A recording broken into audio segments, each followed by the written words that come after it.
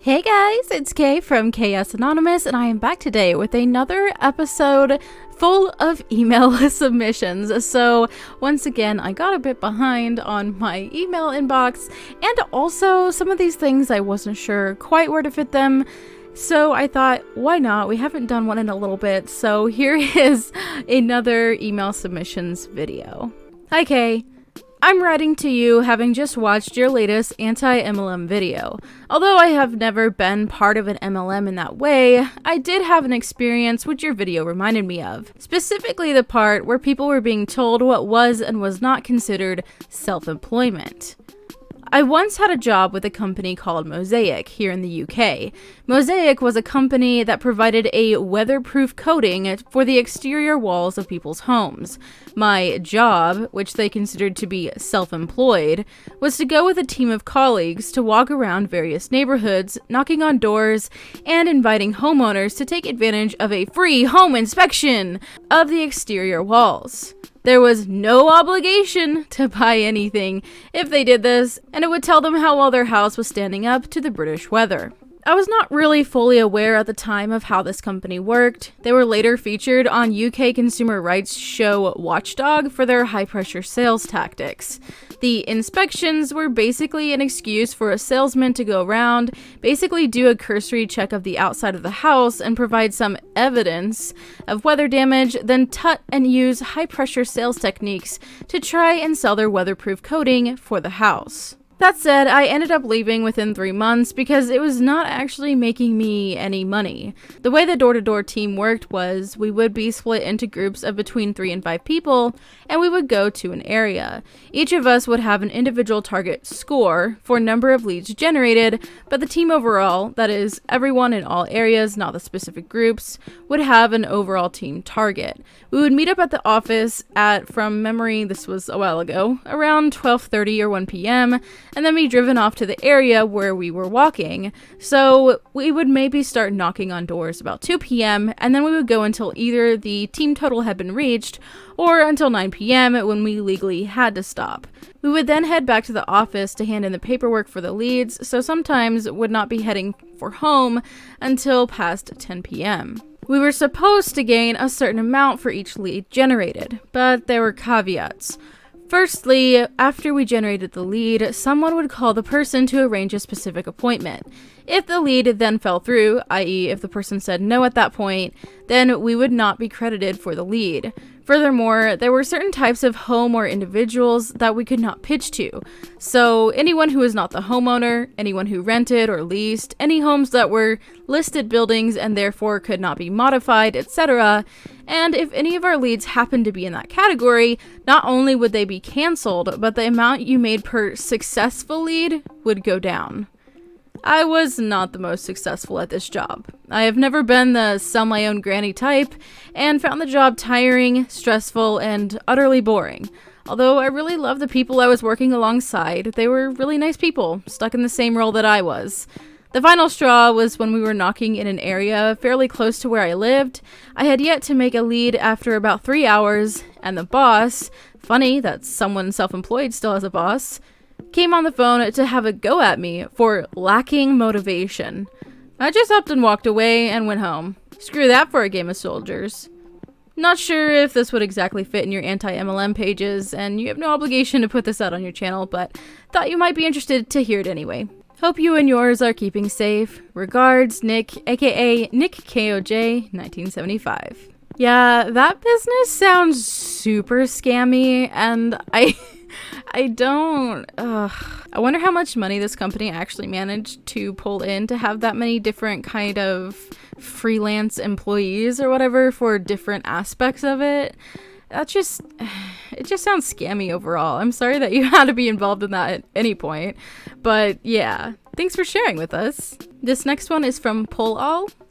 Hey Kay, I've been watching your videos for a while now. Love your content. I have a story. It's pretty short. I guess it's a facepalm. Since after it occurred, any hope I had left for humanity shriveled up and died. Around a year ago, I went to the good old Walmart with my mom, and she went to go get what moms get, I guess, and I believe I went to the cereal section or another sweet-filled aisle.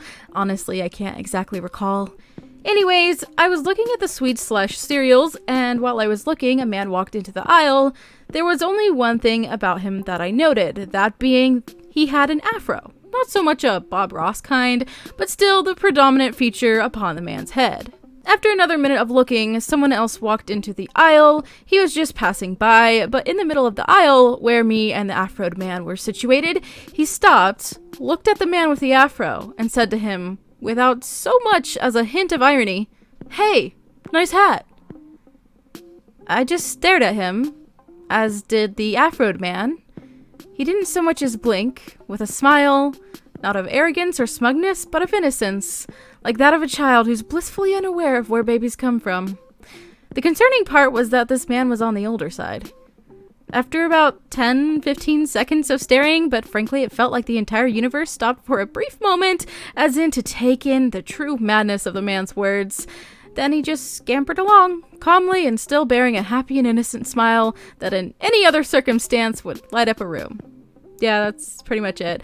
Went home after that and still vividly remember it a year later, and to this day, I wonder if that was some sort of sick joke, in which case it worked perfectly, and he hit it incredibly well, or if the man was being serious and if he actually thought the man's hair was a hat. Thank you for sharing this. When I first read this, I just... it's just really funny. I don't understand. Also, I really like your way of writing things. I just felt like I was transported to the same aisle with you guys, just staring in this awkward, strange silence of disbelief. Like, what the heck? This next one is from Terry, which is kind of funny when you go into the content of this one. Back in the 70s, 1970s, not 1870s, I was a student at the University of Hawaii. I would often grab lunch or dinner at the cafeteria in the East-West Center, which by its name had a lot of foreign students from Asia. One day, I was behind a Pakistani student trying to order a terry burger, a hamburger slathered in teriyaki sauce. He said to the young woman at the grill, "Terry burger," in a very thick Pakistani accent. I don't know what any of these accents sound like, I'm sorry. She looked slightly confused and asked, "What?" He repeated, "Terry burger," a little slower, but still had a thick accent. Again, "What?" The third time was a charm, and when he said, "Terry burger," she responded in a very, very thick Hong Kong accent, "Ah, Terry burger." His response, "What?" I apologize if my accents were horrible. I know that I've like totally jacked up accents before. I feel like if I knew them better, this would be even funnier, but that's hilarious. They finally understood each other, but not quite. That's fantastic. Thank you for sending that in. So this one here comes from the anonymous author of the Karen Chronicles. I believe they asked for it to be titled something else in the last one that we went over. I forget what it was, but anyway, this is from that same person. Me versus the village people. I have a random story about how I angered most of the people in my village at the same time, but first, something weird happened today. Karen saw me outside with both dogs and gave me a bag of Swiss chocolate. The same woman who hates to see my dogs near her balcony bought me chocolate. Yes, I accepted it, and yes, I ate it with absolutely no shame. I guess we're BFFs now. I still don't trust her. When I first moved to this village 6 years ago, I was greeted by a woman who lives at the opposite end, as she gave me a small gift basket of local honey. I thought that was especially nice, since the Swiss, especially on the French-speaking side, aren't really open and friendly to strangers as compared to Americans. Unbeknownst to me, this was bait.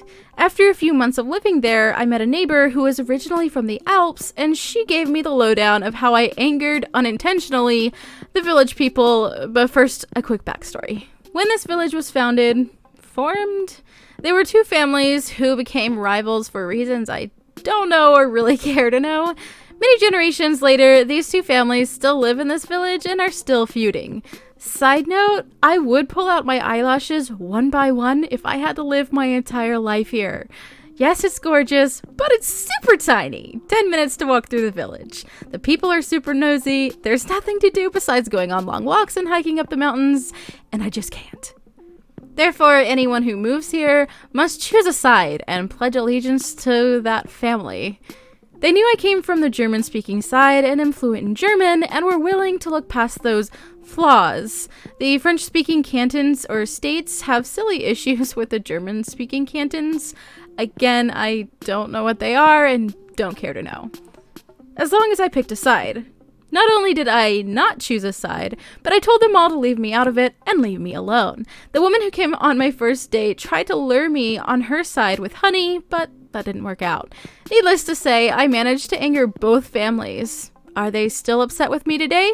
I have no idea, couldn't care less, and they know to leave me the heck alone. But I'll still smile and say hi, thus making me the American who is always smiling. I feel like ignorance is bliss is like the perfect statement. Like everyone's like, this is my drama, and this is my drama, and this is my drama, and she's like, yeah, I don't know, and I don't care. Leave me alone. Also, sorry for taking forever to get back to you on this one again, and thank you so much for submitting it. Anyway, that is going to wrap up today's video. Thank you to everyone who has sent in emails, whether they were read this time or from the past. All of you guys are so amazing, and I really appreciate it. Really quickly, I'd like to thank my patrons. Up on the screen, you should see my face palmers and my crazy K's. Thank you all so much for supporting me in that way. If you're interested in becoming a patron or sending me an email for possible inclusion in a future video, that information is in the description box, so be sure to check it out. And I'll talk to you in my next video. Bye!